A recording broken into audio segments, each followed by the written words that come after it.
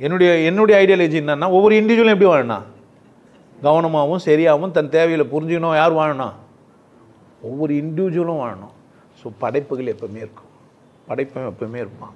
புதிய புதிய கண்டுபிடிப்புகள் வந்துனே இருக்கும். புத்தர் சந்தோஷமாக வாழ்ந்தாரா இல்லையா? வாழ்ந்தார். புரிதலோடு வாழ்ந்தாரா? ஆமாம். இந்த கண்டுபிடிப்புகள் இல்லை புரியாமல் வாழ்ந்தாரா என்ன? அப்போ அவருக்கு அப்போ சூனியன் புரிஞ்சிருக்குது தானே. அன்றைக்கி என்ன முடியுமா அவர் என்ன பண்ணார், நடக்க முடியும் நடந்தார், ஊர் ஊராக கடந்து போய் சொல்லியிருந்தார். இன்றைக்கி சச்சங்கம் நடத்த முடியும் நடக்கணும், அவ்வளோதான்.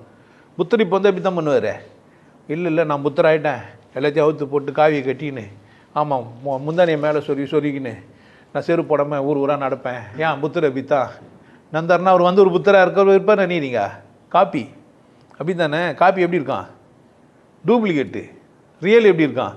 அப்போது ஒரிஜினலுக்கும் இதுக்கும் இருக்குது. அப்போ படைப்புகள் எப்போதும் இருப்போம். படைப்புகளோட ஒரிஜினல் தன்மை என்ன, அது உண்மைத்தன்மை என்ன, அது ரியாலிட்டி என்ன, அது என்னென்ன வேலை செய்யும், அதை புரிஞ்சு என்ன பண்ணுங்க, அதை பயன்படுத்துங்க. ஃபேஸ்புக் நல்லதா கெட்டதா, பயன்படுத்தணுன்னா புத்தர்.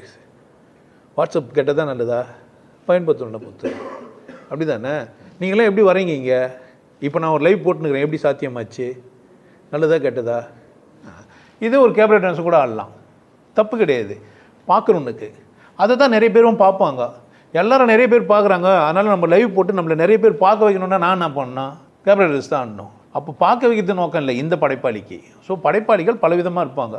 எது எனக்கு வேணும்னு யார் முடிவு பண்ணணும், என்ஜாயபிள் பண்ணுறது தான், அனுபவிக்கிறவர் தான். நீங்கள் தான் உஷாராக இருக்கணும். அதனால் கடவுள் படைச்சார், கடவுள் படைக்க வச்சாருன்ற கேள்வியை மறந்துடுங்க. இந்த ஞானம் மனிதனுக்கு குத்துது. சட்டா தைக்கிறதுலேருந்து நமக்கு எப்போ கூறான ஆயுதத்தை விசிறி அடித்து ஒரு உயிரை சாவடிக்க முடியும்னு நம்ம புரிஞ்சிடணும்ல. அன்றைக்கே நம்ம யார் தான், பிரில்லியன்ட்டு தான். கல் தச்சு ஒரு குருவியை வச்சு சாப்பிட்டோம்ல, அப்போயும் நம்ம யார் தான், பிரில்லியன்ட் தான். நிலத்துக்கு கிளறி விதையை போட்டு முளைக்க வைக்க முடியும்னு முடிச்சும் போது நம்ம யார் தான், பிரில்லியன்ட்டு தான். அதனால் நீங்கள் என்ன பண்ணாதீங்க, அந்த கேள்வியெல்லாம் கேட்கறது விட்டு எனக்கு என்ன வேணும், இதில் எனக்கான படைப்புகள் இருக்குதா, எதனா உங்களுக்கு வேணால் நீங்களே கேட்கலாம். எனக்கு இந்த மாதிரி ஒன்று இருந்தால் நல்லா இருக்குமேன்ட்டு நான் அந்த மாதிரிலாம் கேட்டுனுக்கிறேன். எனக்கு ஒரு ஆசை, உட்காந்து பறக்கணும், பறந்து போய் பேசிட்டு வரணும். ஒரே இருக்குது சேர் இப்படி இருக்குது இல்லை அப்படி இருக்கக்கூடாது.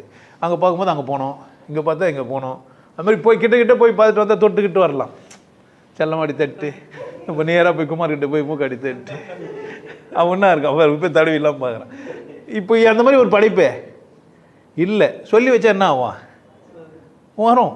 யாருன்னா ஒருத்தர் படித்து கொடுப்பாரு, அப்படி தானே. இப்போ நான் நினச்சேன், ஒருத்தர் செஞ்சு கொடுத்தாரு, நான் நினச்சதுனால தானே இது சாத்தியமாச்சு. அது மாதிரி புதிய புதிய படைப்புகளை நீங்களே கூட என்ன பண்ண முடியும், உருவாக்க முடியும். உங்களுக்குள்ளே அந்த திறமை இருக்குது, படைப்பாற்றல் எல்லாருக்கும் இருக்குது, அனுபவிக்க ஆற்றல் நிறைய இது. எது நல்லதுன்னு நீங்கள் பார்த்து அனுபவிச்சிக்கலாமா படைக்கலாமா? என்ன கேட்டால் அனுபவிக்கிறவன் தான் கேட்டிக்கிறேன். ஏன்னா படைச்சவன் படைச்சிட்டு விட்டுருப்போம்.